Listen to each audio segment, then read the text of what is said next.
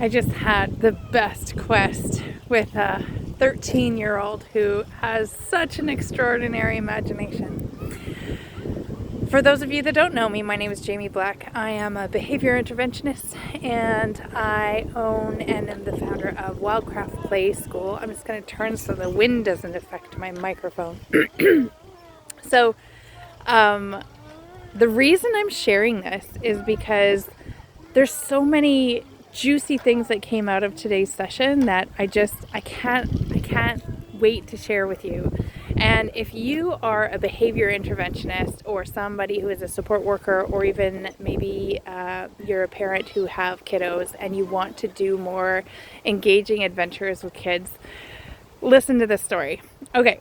Oh, and it's because we have a community of support, and we offer training and a place that you can come to and share your stories and ask for advice and swap ideas and just elevate this world of supporting children through creative role play in nature. Okay, so here's the story. I arrive. I barely open the door, and this kiddo is like, okay, I know it's raining outside, but I have an idea. And my sister's home because it's Pro D Day. So I'm going to be the story crafter. This is that child is saying that they're going to be the story crafter. And I have some ideas. And you can be a story crafter too, but I have some ideas. And I've lined up a bunch of things. And I know what we're going to do. And I know where we're going to go. Da, da, da, da. And Mom was even like, you might want to let her get in the door first. But to be honest with you, this is like one of the most rewarding and affirming examples of engagement I have ever seen. They hadn't seen me for a week. They knew I was coming. I opened the door and they can't wait to quest with me. Like, this is just like, it's a dream come true. So the next thing that happens is, okay, oh gosh, there's so many things that I want to share about this experience. And I guess what I'll do is I'll just stick to the story here.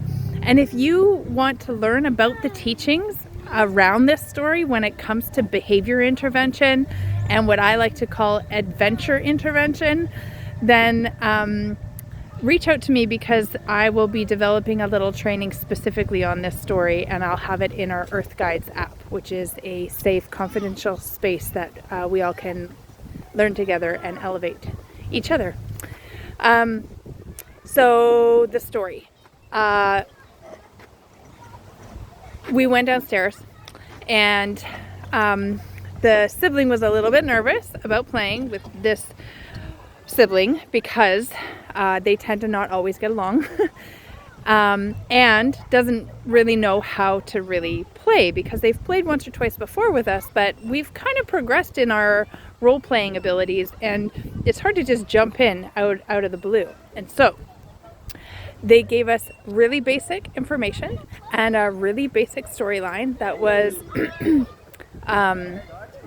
we just came in from the last quest, and this very awkward looking stranger creepy kind of character comes up to us and is asking us for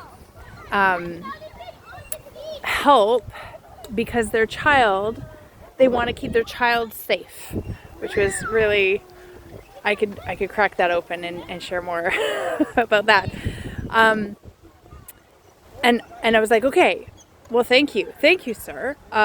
What do you want from us? Well, I need your help. Okay. What makes you think that we can help you? Well, you look like adventurers. It's like, oh my gosh, this is so great. We look like adventurers. Okay, that's why we're here to help. Okay. So I look at the sibling. I'm like, are you up for this quest? Do we accept the quest? Yeah, we accept the quest. Okay. And then we're like, but what's in it for us? And the creeper was like, oh, I'll pay you.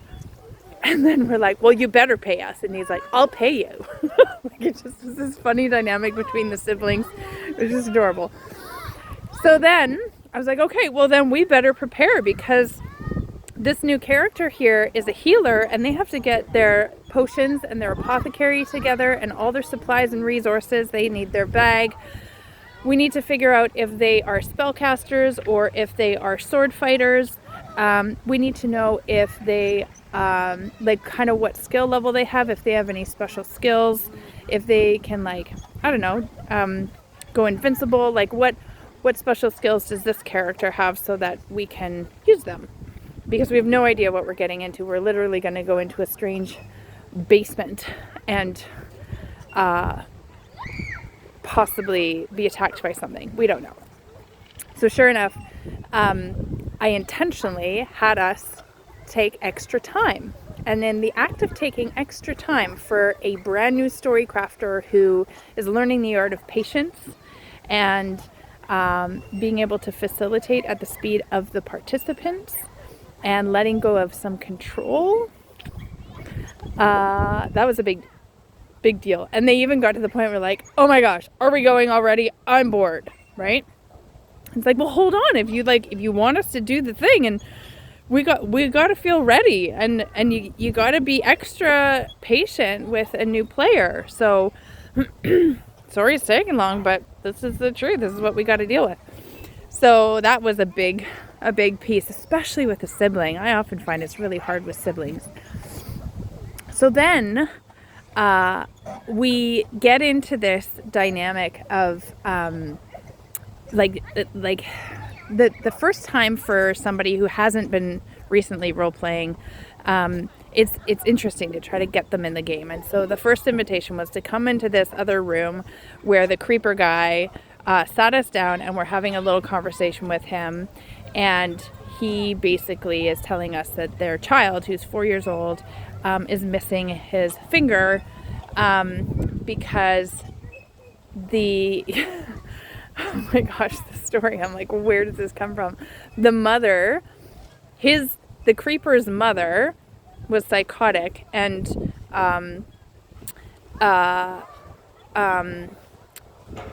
would cut off the finger of the child to teach it a lesson or something. So this creeper only had 4 fingers, and it's just like, oh my gosh, like where do we get this from?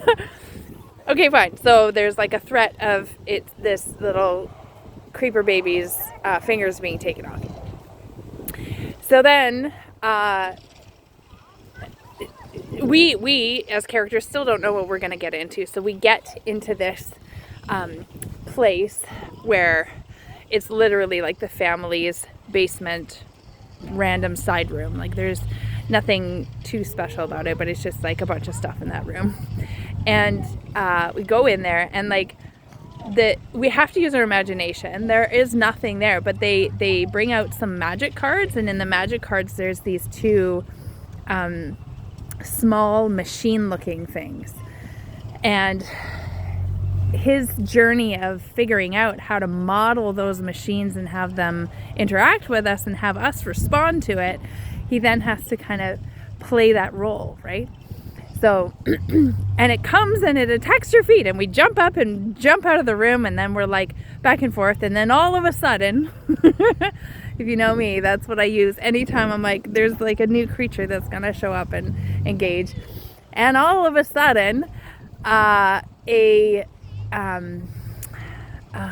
what was it? It was a skeleton that was burning on fire showed up. Well, our third player, who happens to be the story crafter at the time, is a necromancer, and he's a skeleton. And so he's like, brother! And he goes running over and he gives him a hug, and then he catches on fire. But it's still not really that big of a deal. And I'm like, okay. And I just dump water on its head, and our friend like sizzles and smiles and laughs and giggles, and like it was no big deal. So this journey progresses, and so he has the ability to generate imaginative creatures. So using the cards, this is kind of the theme or the teaching of this story, is that if you give a child a card of a character, they can most of the time generate the story behind that character, because the card is like an instigator of the story that comes from that character. So this is something that I'm going to be working on, is generating some of these characters just as like a deck of cards, so that they can be used in LARPing more easily. So yeah, it's just like the power of the influence of an image on the imagination and where that can go. So that was really cool. And then we had this like big attack, and then there was this unicorn thing that like shot some kind of electrical bomb at us. And then I got attacked by this other being that had this mace. So we got attacked, we attacked them back, all these things. So, oh, what was the other thing that happened that I wanted to share? Oh, so at the end of it, our necromancer friend, who's a skeleton, ended up getting injured. And I did some research.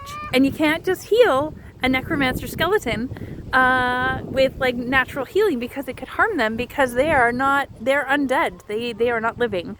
So we have to use completely backwards kind of healing concepts to unheal the undead skeleton. So that was a thing. And it ended up being really creative and fun, which I will also share in the teaching that I'm going to be sharing about that particular type of healing. And it just was like, it was really fun for his sibling to join in and fully play and engage. And he was the leader, and the sibling like followed along and enjoyed it, and participated. And so that was really, really magical all on its own. And then I look at my clock and I'm like, oh my gosh, I gotta leave in 8 minutes. You have to pause the game. Now here's the kicker at the end of a game. If you don't leave some kind of hook or some kind of like completion of that particular quest in that moment, sometimes it kind of falls flat, or it doesn't engage for the future activity. So that is something to really keep in mind, is that leave a bit of a hook at the end, of a reason to come back and engage and continue in this type of questing. So that's like a big recommendation. And then I also recorded the way we did our XP at the end of the session. And so I just want to say that having XP and recalling the story of the day in this sneaky way is like, it's so useful, because they're going to get XP, they're going to get experience points out of that part of the story. So they have to recall all the things, and if they recall the start, a couple of the middle sessions, and then the end of the story, then they get XP for each one of those encounters. And if you don't understand what the power of story catching and story recall is, it forces them to stop playing. It forces them to sit down and write, and it forces them to recall the story and tell the story to each other, so the other people are listening, and they're practicing the art of not interrupting each other, but also like listening and empowering the other person to really share their story. Like there's so much in just that piece alone, that in the end, it's also, they know that if they get 1,000 experience points, they level up as a character. Well, we only made 700 experience points. So instead of being like woohoo, I just leveled up, they're like, oh, okay, I'm at 700. Okay, I didn't quite make. So I do that kind of stuff on purpose. I don't give them a level up every time we quest. I actually make it harder the longer we play, because it takes more to be able to level up, more challenges, more whatever the adventure is, to be able to give them that. So I just want you to know that it's super exciting to be able to share this. Thank you for watching right until the very end. And if you are interested in hearing more about how you can get paid to play like I do, and how the power of role play can truly influence the life skills in a child, I am also going to give you free access to our character sheet. So we've got a Wildcraft roleplay character sheet that you can use anywhere. It doesn't matter. You don't have to be doing Wildcraft roleplay, but you could just be role playing with kiddos, but having a character sheet is really, really helpful because it gives them something to remind them what level they are, what their HP is, what their health points are, what their character's name was, what it looked like, and brings them back, because this is something that happens. They close the book and they forget about it. Well, if you open up the book and you're like, oh yeah, right, I was doing the thing, and oh yeah, that was the story that we did. Oh, here's the XP page. Oh yeah. So we have a character sheet, and then we also have a bunch of other sheets that we use when we do Wildcraft Roleplay. So if you're interested in Wildcraft Roleplay, reach out. We host in-person sessions. We have Dragon Isle coming up in the Comox Valley, and we also teach people how to do it online. We have an online guild for anyone from around the world to learn how to do what we do. My name is Jamie Black. I am the founder of Wildcraft Play, and I hope you come and join us in our Earth Guides app. Thanks for watching, and we'll talk to you soon.